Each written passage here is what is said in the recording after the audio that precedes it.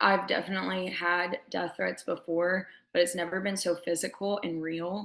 And Elizabeth Matheny, I am the Turning Point USA field representative, and I was also the Turning Point USA founder at the University of Memphis. Obviously, there's been a lot going on this past week or so. Can you start with just why Kyle Rittenhouse and why at U of M? So ultimately, we wanted to bring a big speaker to the university. Kyle Rittenhouse, despite the controversy, I think it's important for people to listen and try to just like hear other viewpoints. I'm not a person who like thinks Kyle Rittenhouse is the best person ever, but I do think he had the right to a free and fair trial, and he did not get that. I believe the media made him guilty before he was even able to step foot into a courtroom. I believe in the Second Amendment. As a conservative, a constitutionalist, I believe in self defense. And I wanted to hear Kyle's story. I know there was a lot of people in Memphis who also wanted to, and unfortunately didn't get the chance to. And I was there, and it quickly changed from speech then Q&A to just Q&A immediately. What are your thoughts on that? How did you feel when that shift was kind of abruptly made without Turning Point's kind of decision or guidance in that? I definitely understood why the decision was made. He couldn't get a single word out. Every time he said, 1 to 2 words, then he was being screamed at, or people were standing up and pointing fingers and yelling. And so I understand the point of wanting to move into hopefully a civil dialogue. And I think that's what he was hoping for. Instead of just sharing his story and getting screamed at, I think he was really hoping from moving to the Q&A that he would be able to have a chance to have conversation with these people that were disagreeing with him. And was there ever a point in which Turning Point at U of M was kind of like, hey, maybe we shouldn't have this speaker on campus just based on kind of the backlash before he even got to campus that week before, 2 weeks before? I think there was definitely hesitation just because we were getting a lot of, almost death threats essentially. And people were getting called things that they weren't. And people didn't even know who they were just because of a speaker coming to campus. However, the chapter wanted to do this in order to build the chapter.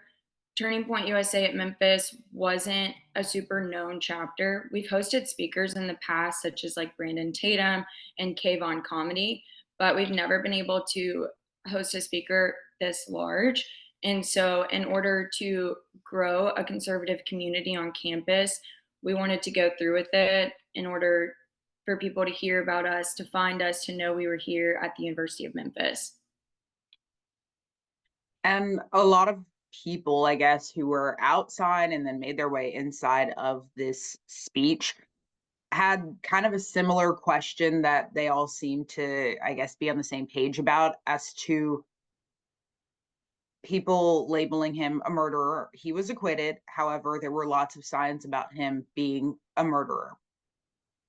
Is that something that you all talked about or had any conversation about how his being on campus would play a role in the lives of people who think he is a murderer? Can you restate that question? Yeah, definitely. So lots of signs outside of the building. Some signs were brought inside of the speech.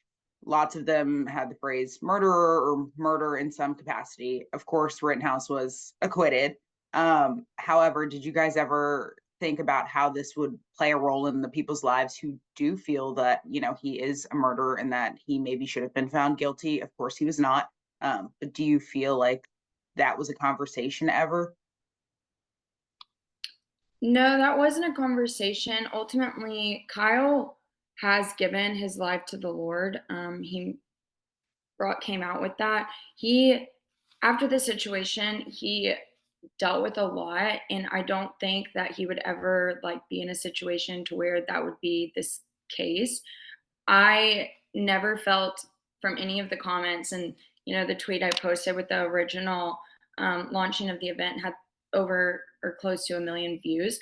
And I never had anyone fear for their safety. I had people sending death threats and calling Kyle and even myself a racist and other words of that such. But there wasn't anyone like, I'm scared of what he'll do. It was more of just like attacking me and Turning Point and Kyle. And then also his degree or lack thereof degree. A lot of people are like bringing a speaker to a university campus. You kind of expect some sort of higher education. What was the thought process going behind that? I mean, obviously he's graduated high school, but the further degree wasn't there. Was it more so because of the name recognition, or simply to grow the conservatorship on campus? I think definitely growing the conservative movement on campus, but also ultimately, we do believe in our Second Amendment rights and we do believe in self defense. And although there was pushback, we have to stand true in the things that we do believe. And ultimately, even if people don't think that Kyle's educated because of a certain level of education. There's many people who didn't go to college who are very successful and intelligent people. Charlie Kirk, for example.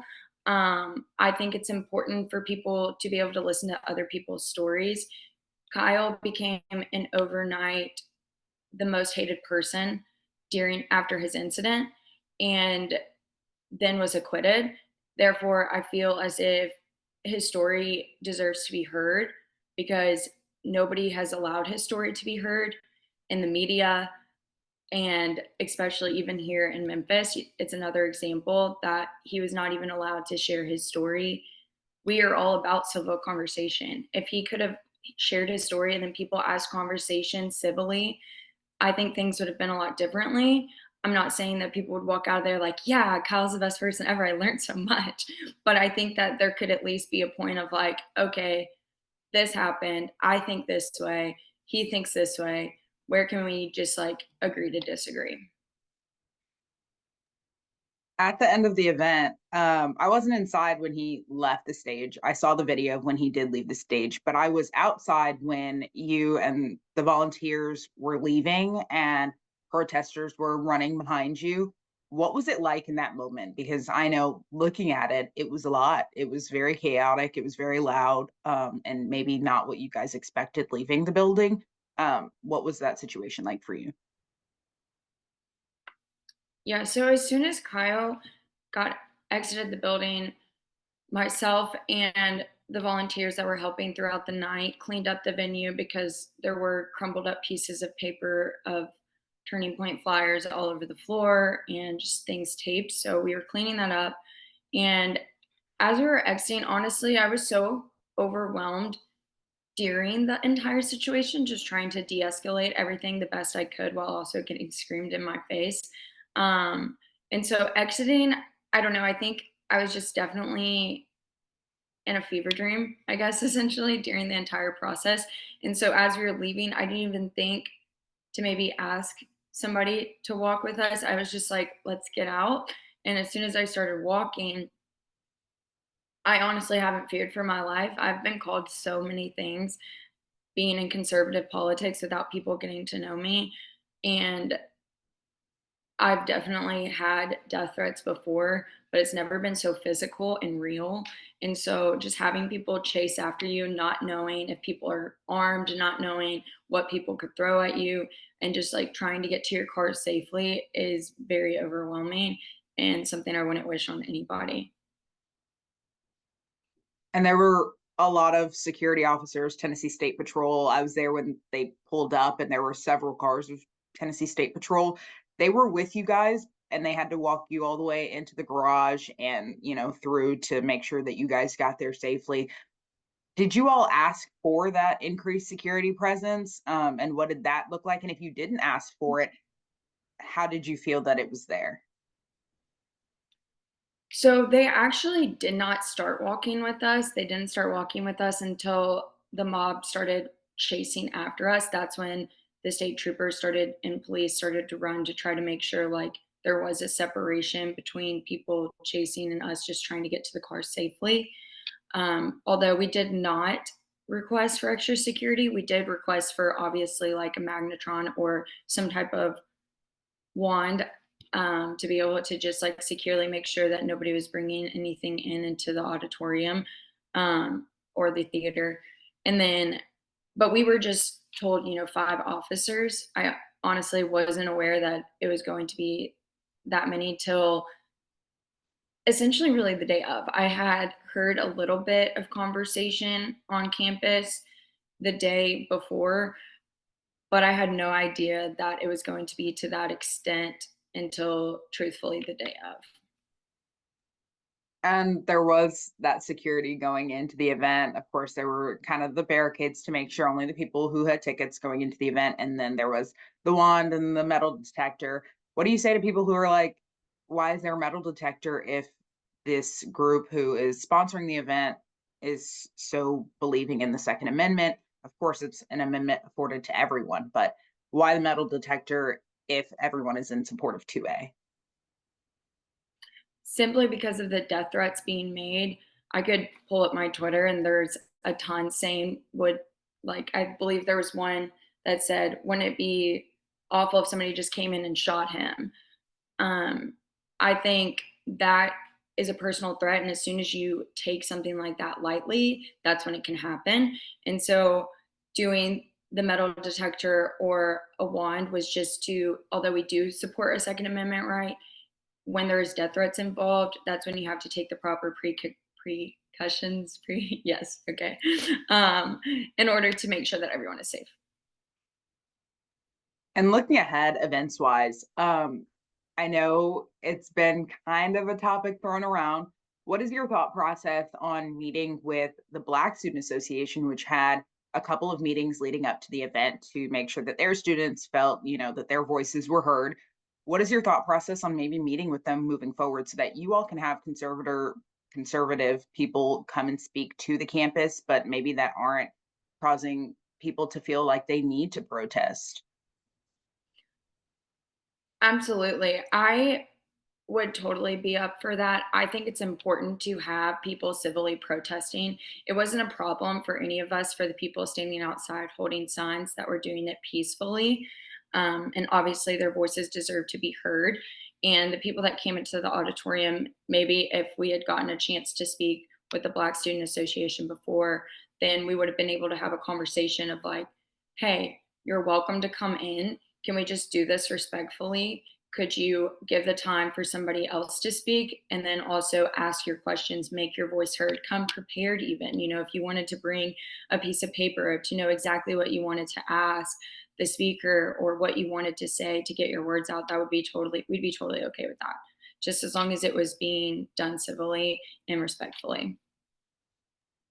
So moving forward, would you sit down with BSA? I'm not sure what year you are, or if you're graduated now, but moving forward, what would that look like maybe? I would definitely sit down with them. Although I live in Memphis, I'm from Memphis. I went to the university. I did graduate in May, but I do work with the University of Memphis Turning Point USA chapter directly. And I believe that I could probably talk to some students to either come with me, or even if they wanted, I would definitely be there. I don't think that would be an issue because Turning Point USA and our Turning Point students truthfully pride ourselves in being able to have conversation as a nonpartisan organization. We are all about civil discourse and picking each other's brain and making people think outside of the box. So we think it's important, and we would honestly love to be able to do that, I believe. And then you briefly mentioned Charlie Kirk. I know there was a lot going on at the end of Kyle's speech regarding Charlie Kirk, um, and particularly comments about him being racist and things like that. Where do you stand in that affiliation, in that support? I personally have never heard Charlie Kirk say anything bluntly racist. Obviously, we do believe that everyone is God's children and that this country should be have equality. But we also believe that it does. And then I know that there was a comment made about Charlie Kirk not celebrating Martin Luther King Jr. Day, which I thought was very interesting because we actually all get off for that day. Every single employee does, and we do respect that holiday. And so I think there's a lot of misconceptions for Charlie Kirk, and I think that was just an example of it. And I know there's an event coming up in San Antonio. It's more of a bigger event, and not necessarily U of M focused, I guess. Who do you guys have lined up? Are you in talks of that? Is there a plan to maybe have a speaker off campus, or do you plan to continue to have them on campus? I mean, it is a public university. So, with Young Women's Leadership Summit in San Antonio, Texas, we've dropped a few speakers. I know like Riley Gaines and Alex Clark will be there speaking. And then that is an off campus thing. We do let students in at the University of Memphis be able to travel for like stipends, apply for them just because they are conservative activists, being able to attend.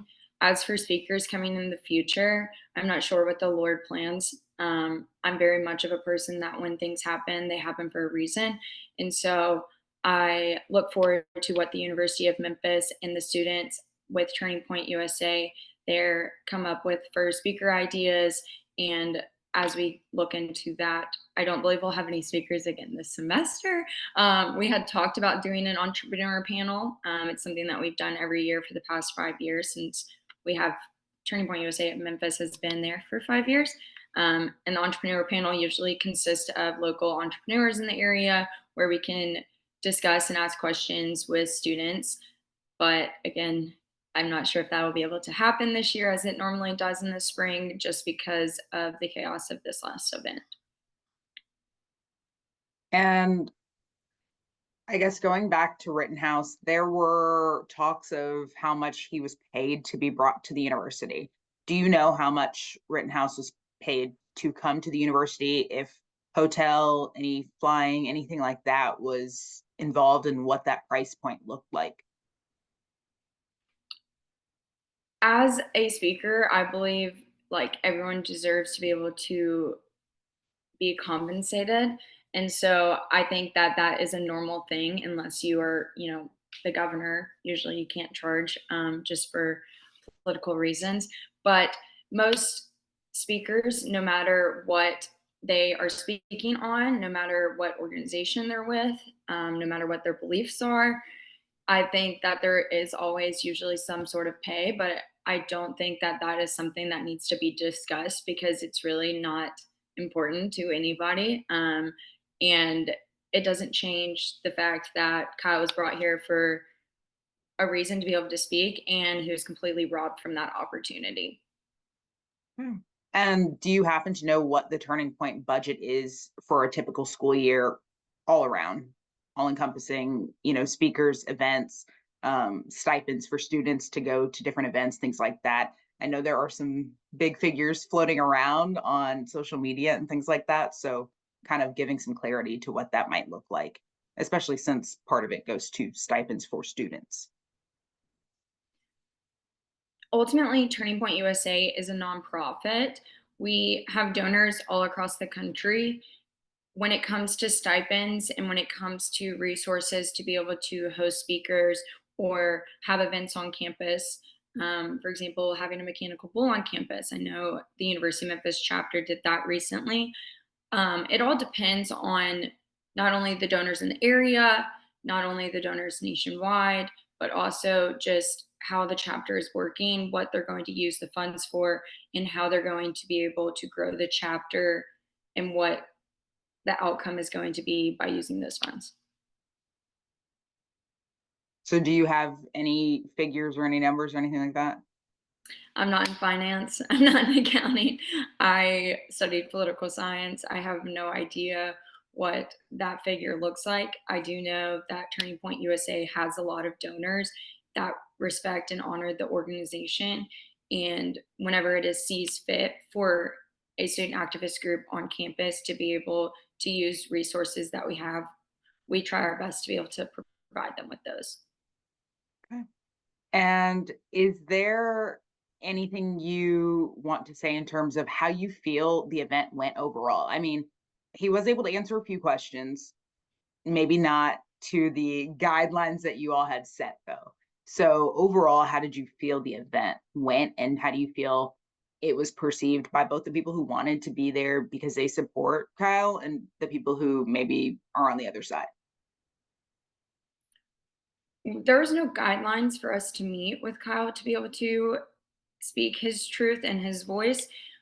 He truthfully did not get to speak more than 2 to 5. I would probably cap it at 5 words out before people were hollering and yelling, and there was, commotion in the audience.